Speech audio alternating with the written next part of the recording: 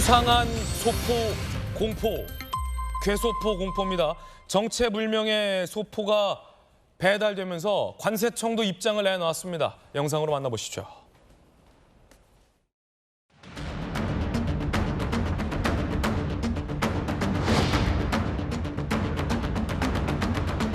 타이완으로 추정하는 소포 우편물이 왔는데 그 안에 이제 뜯어보니까 비닐봉지 같은 게 있어서 그걸 개봉하는 순간 호흡 좀 곤란하고 머리가 띵하다.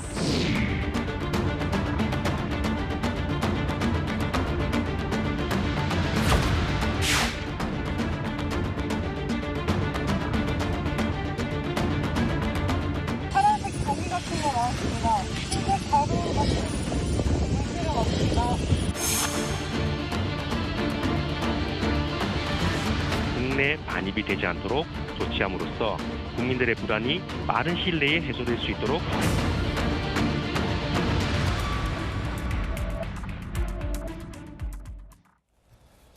정체불명의 소포가 배달되면서 호흡곤란 증상을 겪은 사람도 나왔습니다. 신고가 빗발쳤는데 2058건이 전국에서 신고가 접수됐습니다. 이 많은 괴소포, 도대체 그 안에 뭘 담아서 왜 보낸 걸까요? 주말 사이에 주문한 적 없는 소포가 해외에서 왔어요. 국제 우편물 관련 신고가 총 2058건. 어제 오후 5시 기준입니다. 더 나올 수 있어요. 645건은 이 중에서 경찰이 수거해서 분석 중이고, 지금 영상에서 보시는 것처럼 혹시 모를 독극물 위협, 테러에 대비해서 독극물 방독복을 입고 방독면을 쓴 이 특수 요원들이, 소방 관계자들이 우편물을 수거해서 아주 신중하게 우편물을 수거해가고 조사해보는 모습도 전국에서 발견이 됐습니다. 감지가 됐습니다. 서울의 모 우체국에도 이게 발견이 돼서 한때 수많은 시민들 그리고 우체국 관계자들이 대피하는 일도 발생을 했습니다. 이렇게요. 명동 한복판에 있는 모습도 볼 수 있습니다. 이렇듯 명동 한복판에 있는 중앙우체국에까지 배달된 이 괴소포, 정체는 잠시 후에 공개하겠습니다. 자, 일단 정혁진 변호사님, 정법전. 네네. 아니 이 호흡곤란으로 실려간 분도 있고, 자 일단은 이거 법적으로요. 이거 이렇게 보내도 됩니까? 법적으로 이렇게 보내면 안 되죠. 안 되죠. 네네. 근데 그만큼 이제 세상이 너무너무 빠르게 변화하는 거예요. 그렇기 때문에 그만큼 신경 써야 될 일도 많은데, 얼마나 국민들 놀라셨겠습니까? 아니 당장 저희 집만 해도요, 하루에 몇 개씩 택배가 날라와요. 예. 저는 안 시키는데요. 저희 집사람도 뭐 주문하고 우리 아들도 주문하고 딸도 주문하고. 예. 그런데 그 와중에 저런 것들이 하나 딱 섞여 있단 말이죠. 더 교묘한 건 뭐냐면, 만약에 발신이 중국이다 그러면 중국 좀 이상한 거 아니야? 이렇게 생각할 수 있는데 네. 발신이 타이완, 대만으로 돼 있단 말이죠. 타이완으로 돼 있군요. 네. 주소에는. 그러니까 이제 자세히 보면은 밸류 US 달러 1달러, 그러니까 이게 뭐야 이렇게 볼 수 있는데, 사람들이 그렇습니까? 그다음에 택배가 왔을 때 이게 내가 시킨 건지 우리 집에 다른 가족이 시킨 건지 모르니까 한번 쓱 열어볼 수도 있는데 저기 타이페이 타이완 이렇게 돼 있군요. 그렇죠. 그 과정에서 아주 심각한 일이 벌어질 수도 있는 것이 아닌가, 일단 그런 생각이 드는데요. 그런데 저런 걸 다 떠나가지고 저런 택배가 왜 우리 집으로 왔는가? 예. 그런 제 정보가 있다는 이야기잖아요. 그렇죠. 딱 정보를 봤을 때 우리 집에 제 이름이나 우리 가족 이름이 없으면 잘못 온 거네. 그러면서 다시 반품을 시키거나 아니면 앞에다가 내놓거나 그럴 텐데, 만약에 저 이름이 본인 명이나 우리 가족 이름이 딱 돼 있다라고 하면 그럼 우리 집에 온 게 맞네, 이렇게 된단 말이죠. 그런데 어떻게 저런 정보가 유출이 됐을까? 이런 것들이 굉장히 이제 법적인 문제가 될 수가 있고요. 그렇기 때문에 어찌됐든지 간에 수상한 부분들에 대해서는 주의를 계속 늦추지 않아야 되는 그런 참 복잡한 세상이 됐다, 이런 생각이 듭니다. 그러니까요. 어떻게 내 주소를 알고 보냈지라는 공포감이 여전한 겁니다. 박정화 의원님, 네. 사실 요즘 젊은 분들 직구 많이 해요. 해외 그렇죠. 직구. 그리고 대만이나 중국, 특히 이제 중국권 쇼핑몰이 굉장히 저렴하고 배송비도 저렴하기 때문에 없는 게 없고, 그래서 주문을 하면 꼭 저런 봉투, 노란색이나 회색 저 봉투에 저 느낌의 포장지가 탁 포장이 돼서 배달된다는. 그래서 우리 애들이 또 해외에서 시켰나 보다 하고 무심코 가져가서 열 수 있다는 거죠. 그렇죠.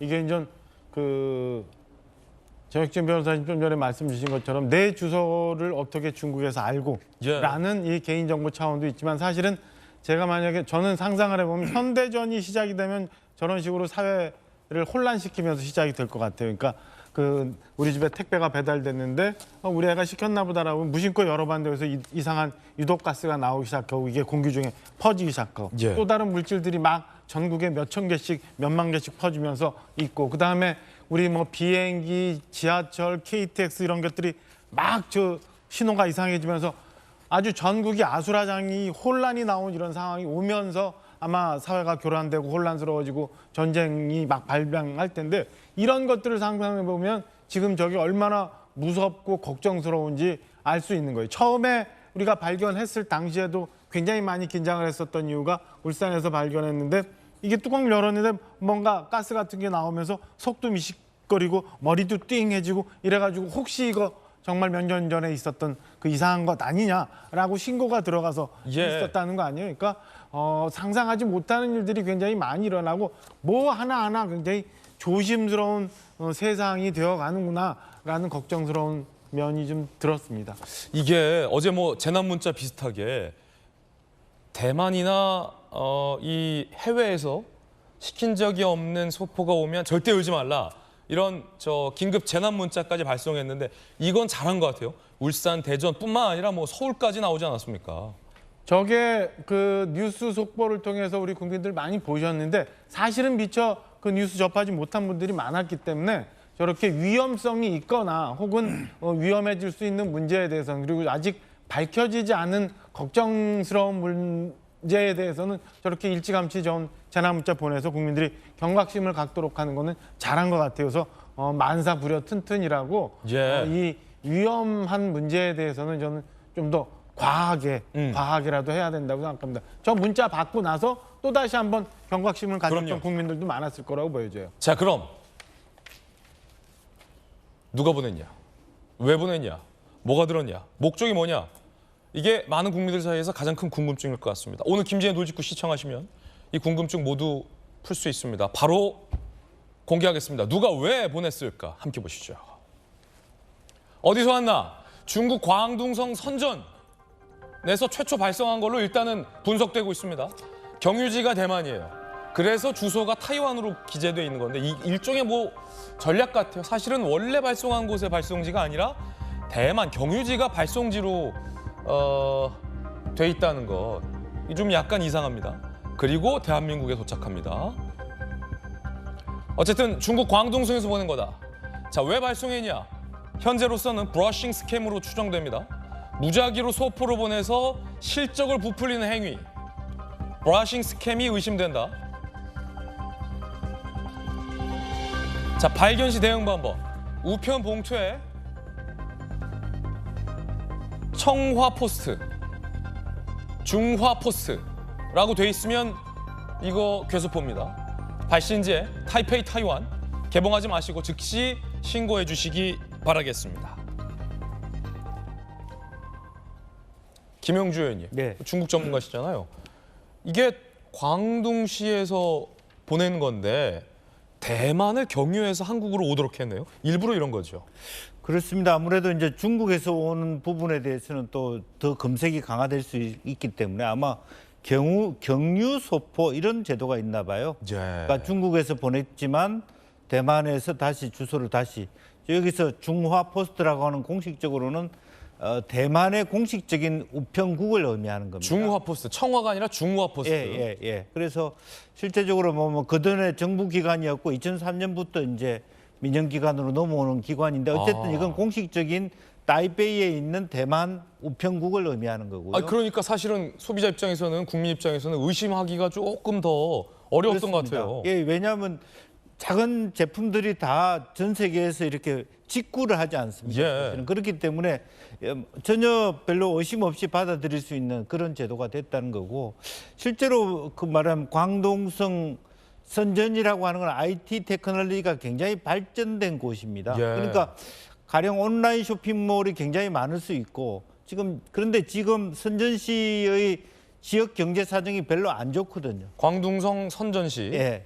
그래서 불이 다 꺼져가고 있다. IT에 그냥 뭐 불야성처럼 예. 발전했던 곳인데, 그래서 아마 이제 아까 우리가 나왔습니다만은 브러싱 스캠이라고 하는 것은 온라인 쇼핑몰의 가령 실적을 부풀리기 위해서 과거 같은 이제 2000년도 3년 전에도 그런 일이 있었어요. 미국, 영국, 캐나다 이런 곳에다가 양배추 씨앗이라든지 그런 어떤 다른 씨앗을 보냈던 실적이 있습니다. 그래서 이번에는 이제 뭐 액세서리 같은 거 보였습니다만 가령 그런 것일 수도 있다라는 건데, 문제는 그런 것으로만 보내면 일단 인명은 피해가 없지만 우리가 9.11 테러 이후에 이와 같은 방식으로 탄저균이 보내져 가지고 예. 5명이 죽은 적이 있습니다. 아, 사실은. 그렇습니까? 예. 그래서 이것도 자꾸 이렇게 아무것도 없다 이렇게 생각하기 시작하면 문제가 발생될 수 있다는 부분을 우리가 반드시 신고 바란다. 눈여겨봐야 될 것 같습니다. 그래서 이 대만을 경유해서 보냈군요. 대만에 있는 중화포스트가 사실은 정식 기관이기 때문에 경유하는 시스템, 브러싱 스캠의 가능성 얘기도 나옵니다.